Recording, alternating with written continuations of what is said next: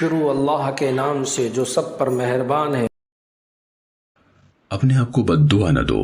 اپنی حضرت جابر بن عبداللہ رضی اللہ تعالیٰ عنہما بیان کرتے ہیں کہ رسول اللہ صلی اللہ علیہ وسلم نے فرمایا، اپنے آپ کو بد دعا نہ دو، اپنی اولاد کو بد دعا نہ دو، اپنے خادموں کو بد دعا نہ دو، اور اپنے مالوں کو بد دعا نہ دو۔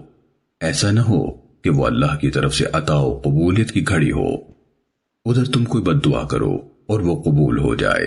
سننے ابو داود حدیث نمبر 1500۔ حضرت جابر بن عبداللہ رضی اللہ تعالیٰ عنہما سے مروی ہے کہ ایک عورت نے نبی صلی اللہ علیہ وسلم سے کہا، میرے اور میرے شوہر کے لیے دعا فرما دیجئے۔ تو نبی صلی اللہ علیہ وسلم نے فرمایا، اللہ تجھ پر اور تیرے شوہر پر اپنی رحمتیں اور برکتیں نازل فرمائے۔ سننے ابو داود حدیث نمبر 1533۔ ام دردہ رحمہ اللہ علیہ بیان کرتی ہیں کہ میرے آقا حضرت ابو دردہ رضی اللہ تعالیٰ عنہ نے بیان کیا کہ انہوں نے رسول اللہ صلی اللہ علیہ وسلم سے سنا تھا، آپ فرماتے تھے، جب کوئی شخص اپنے بھائی کے لیے غائبانہ دعا کرتا ہے تو فرشتے کہتے ہیں آمین، یعنی اے اللہ قبول فرما اور تجھے بھی یہی کچھ حاصل ہو۔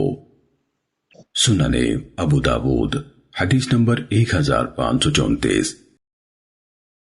اللہ تعالی ہمیں ان احادیث مبارکہ پر عمل کرنے اور اپنی زندگیوں کو سنوارنے کی توفیق عطا فرمائے۔